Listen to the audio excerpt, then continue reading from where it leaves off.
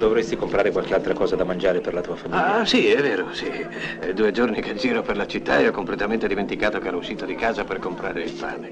È vero che non c'era niente in vendita e gli avvenimenti poi mi hanno completamente turbato.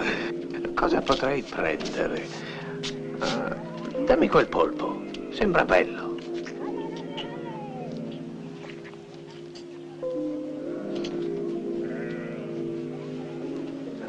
Ma...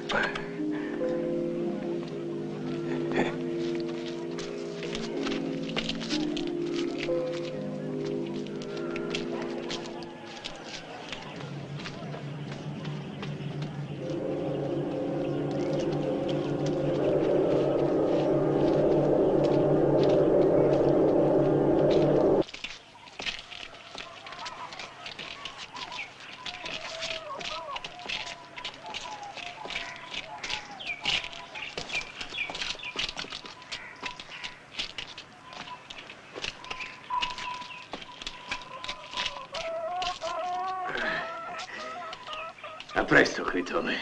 E a presto voi altri. Arrivederci.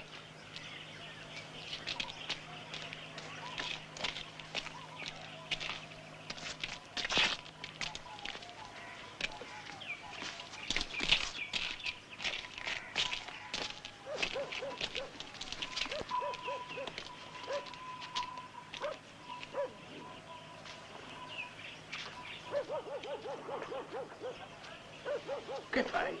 Vengo con te. Ah, bene.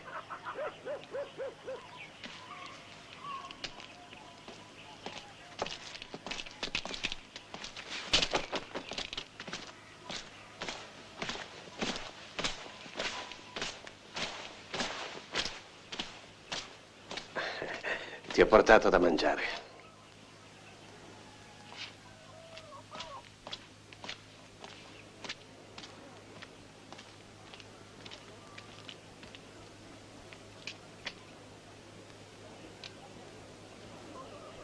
2 giorni.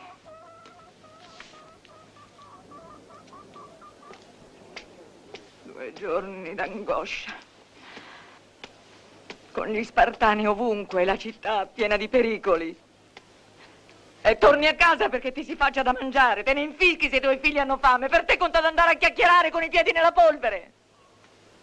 Sono 2 giorni che sono sola, 2 giorni senza avere quasi nulla da mangiare. Pensi forse che si possano mangiare le tue parole? Ascolta, Santippe. I tuoi discorsi li conosco a memoria. Ma come, se non mi lasci mai parlare?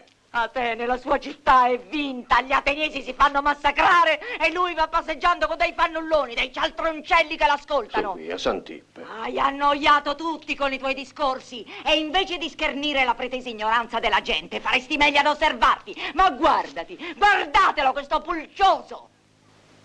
Adesso che Atene è vinta avrai finalmente il pretesto per non andare più alle assemblee e guadagnerai così il pane per la tua famiglia. Parlare per parlare, fatti almeno pagare da quelli che ti ascoltano, fai come Ippia. Fatti richiedere dai figli di papà, quelli sono abbastanza stupidi per darti denaro. Ma io non so nulla, Santippe. E questa conoscenza non si vende. La conoscenza, ma il pane, quello si compra. E credi che si possa vivere solo di queste croste?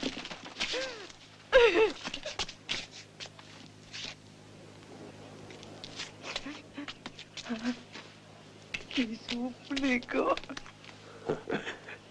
Vedi bene che quando Santippe tuona finisce sempre per piovere. Ti supplico, Socrate. La sciagura è su di noi. E l'odio è dappertutto. Sta attento. Da anni ti stai creando dei nemici.